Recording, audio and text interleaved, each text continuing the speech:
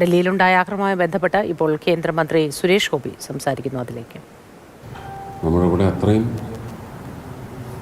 ശക്തമായി മതേതരത്വം, പരമത സ്നേഹം ഇതൊക്കെ ശക്തമായി നിലനിൽക്കുന്നിടത്തും അതിനെ ഉടയ്ക്കാൻ വേണ്ടിയുള്ള ശ്രമം അങ്ങനെ ഒന്നായിട്ടും ഇതിനെ കാണേണ്ടതുണ്ട്.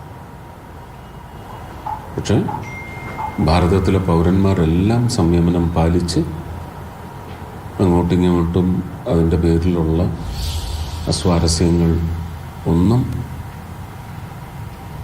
വിതറാതെ നമ്മുടെ സാഹോദര്യം കൂട്ടിയുറപ്പിച്ച് ഒന്നുകൂടി ഉറപ്പിച്ചുകൊണ്ട് തന്നെ നിലകൊള്ളണമെന്ന് അഭ്യർത്ഥിക്കാൻ മാത്രമേ സാധിക്കൂ.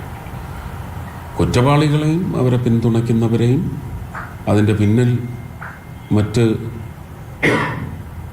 ശക്തികൾ രാജ്യമെമ്പാടും പരന്ന് കിടപ്പുണ്ടെങ്കിൽ അതിലേക്ക് തീർച്ചയായിട്ടും നടപടി എന്ന് പറയുന്നത് ശക്തമായി തന്നെ ഇത് ചോദ്യം ചെയ്യപ്പെടുന്ന തരത്തിൽ ഭരണ സംവിധാനം, ഗവൺമെൻറ് ഓഫ് ഇന്ത്യ മുന്നോട്ട് വരും.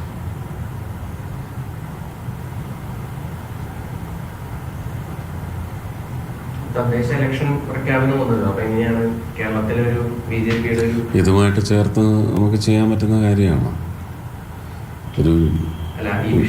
നമുക്കൊരു ആത്മവിശ്വാസം വീണ്ടെടുക്കേണ്ട സമയമാണെങ്കിലും ഒരു മൂകതയുണ്ട്, ഒരു മൂകത ജനങ്ങളിലുണ്ട്. ഇലക്ഷൻ്റെ നമുക്കിനി ഒരു 2 ദിവസം കഴിയട്ടെ. ഇതിൻ്റെ മാത്രമല്ല ഇപ്പോഴും തീരുമാനങ്ങളിലേക്ക് എത്തിയിട്ടില്ല. ഇന്നലെ പെട്ടെന്ന് പ്രഖ്യാപനം വന്നതല്ല. അപ്പോൾ സ്ഥാനാർത്ഥി പട്ടികയുടെയും സ്ട്രാറ്റജിയിൽ സ്ഥാനാർത്ഥി പ്രഖ്യാപനം വന്നതിന് ശേഷം ഗണ്യമായ മാറ്റം സ്ട്രാറ്റജിയിൽ കൊണ്ടുവരേണ്ടതിനെ പറ്റിയായിരിക്കും ഇനി സീരിയസ് ആയ ഡിസ്കഷൻ. അത് ഞങ്ങളുടെ സ്ഥാനാർത്ഥികളെ പൂർണ്ണമായി തിരഞ്ഞെടുത്തതിന് ശേഷം പ്രാദേശികമായി ഒരു വാർഡ് അടിസ്ഥാനത്തിൽ, ഡിവിഷൻ അടിസ്ഥാനത്തിൽ സ്ട്രാറ്റജീസും തന്നെയാണ്.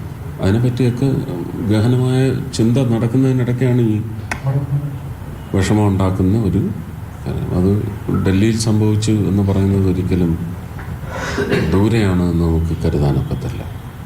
അപ്പം അതിൻ്റെ ആ ഒരു ഗ്ലൂമിൽ നിന്ന് നമ്മൾ പുറത്ത് വരണം. പെട്ടെന്ന് ഈ ഒക്കേഷനിൽ അതിനെക്കുറിച്ച് ചർച്ച പോകാനൊരു ചെറിയ ബുദ്ധിമുട്ടുണ്ട്. മാത്രമല്ല അതിനുള്ള ഒരു റൈപ്പായിട്ടില്ല.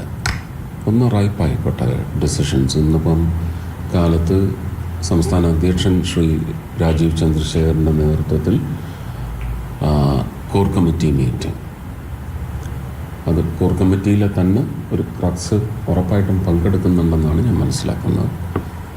അവിടുത്തെ ആ കോർ കമ്മിറ്റിയിലെ തീരുമാനങ്ങൾ വന്നതിന് ശേഷം ജില്ലാ അടിസ്ഥാനത്തിൽ 30 ജില്ലകളിലും തയ്യാറാക്കിയിട്ടുള്ള കാൻഡിഡേറ്റിൻ്റെ സ്ട്രക്ചറെല്ലാം വെളിവാക്കിയതിന് ശേഷം കൂടുതൽ നിങ്ങളെ അറിയിക്കാൻ സാധിക്കും.